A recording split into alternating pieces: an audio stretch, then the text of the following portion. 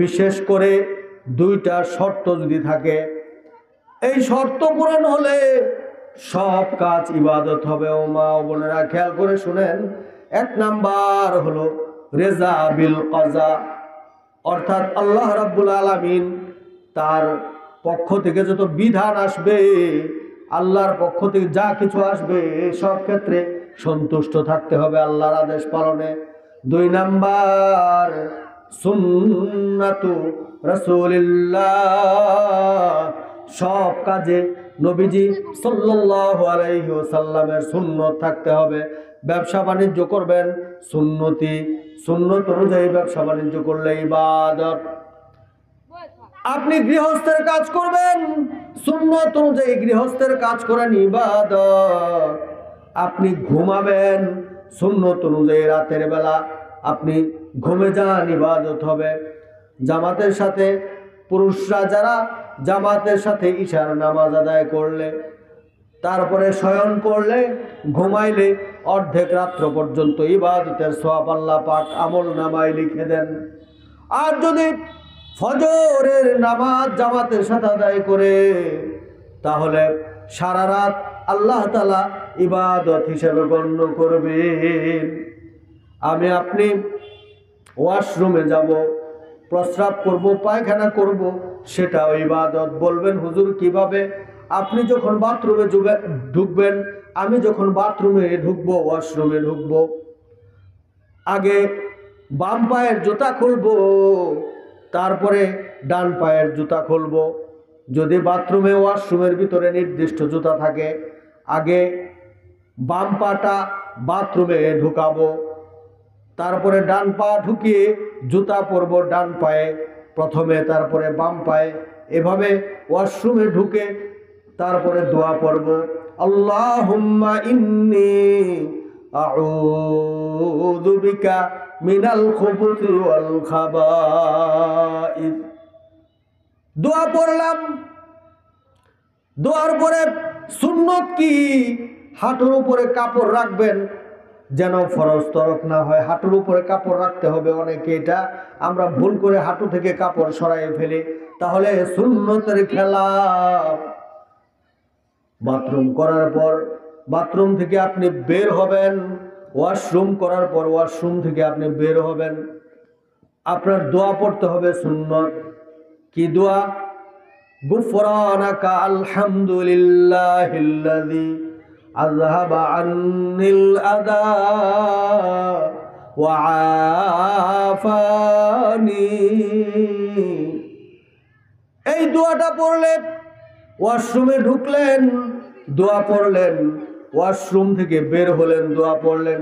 যতক্ষণ পর্যন্ত আপনি ওয়াশরুমে ছিলেন, আল্লাহ পাক ইবাদত হিসাবে গণ্য করবেন। বাথরুম থেকে যখন বের হবেন, আপনি প্রথমে আপনার ডান পা বের করবেন, কারণ বাথরুম আপনার যত টাইলস করা থাকুক না কেন, হুকুম, ইসলামী হুকুম অনুযায়ী সেটা নিম্নমানের স্থান। নিম্নমানের স্থান থেকে ভালো স্থানে যখন যাবেন, আগে ডান পা সামনে রাখতে হবে ভালো স্থানের দিকে। সেই ক্ষেত্রে বাথরুম থেকে যখন বের হবেন, আগে আপনি ডান পা বের করবেন, তারপরে বাম পা বের করে বাইরে জুতা থাকলে সেখানে জুতার উপরে পা রেখে তারপরে ডান পায়ে পাটা, সেই ডান পাটা জুতার ভিতরে ঢুকাবেন, তারপরে বাম পা ঢুকাবেন। এই কথাগুলো কেন বলছি?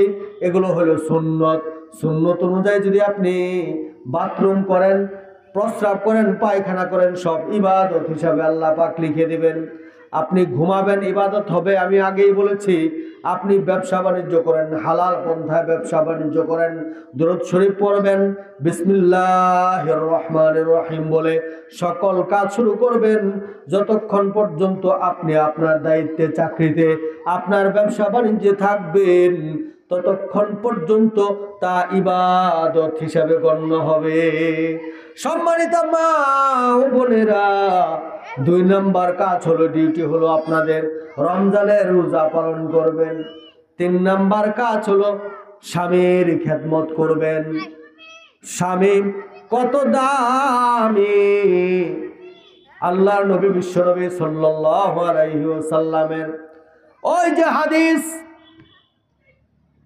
একবার একটা উট নবীজি সাল্লাল্লাহু আলাইহি ওয়াসাল্লামকে সিজদা করলো। সাহাবায়ে কেরাম আফসোস করে বললেন, ইয়া রাসূলুল্লাহ, ইয়া হাবিবাল্লাহ, আমরাও যদি সিজদা করতে পারতাম। আল্লাহর নবী বললেন, একজন মানুষ আরেকজন মানুষকে সিজদা করতে পারে না, হারাম।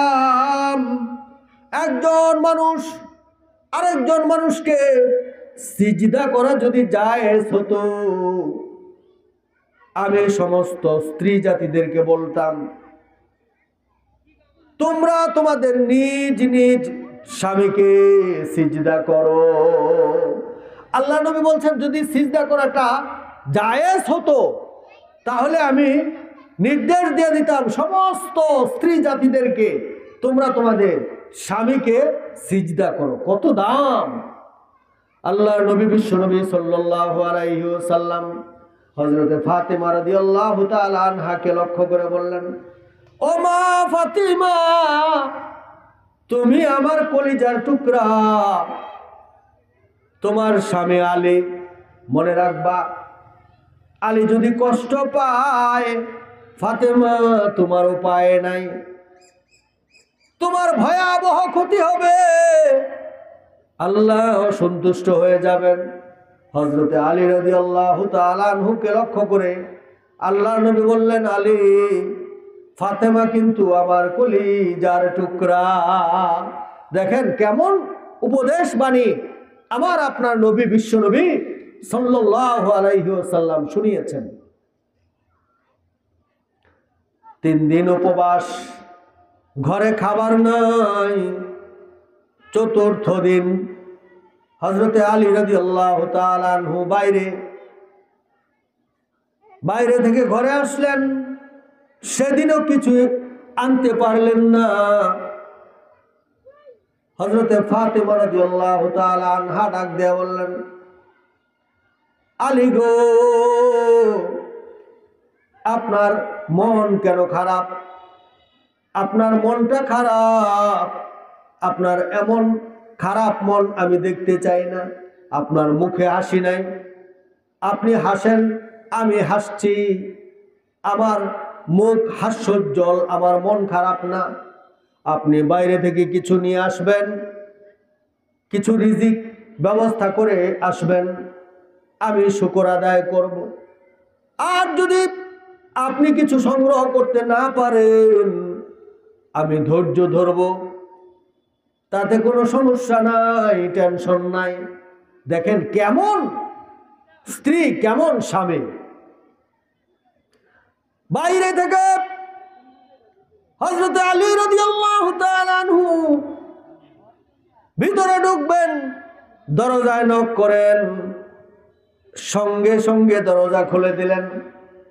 হযরত আলী রাদিয়াল্লাহু তাআলা আনহু ডাক দিয়ে বললেন, ফাতেমা, তোমার তো মুহূর্ত দেরি হলো না, সঙ্গে সঙ্গে তুমি দরজা খুলে দিলে, কারণটা কি?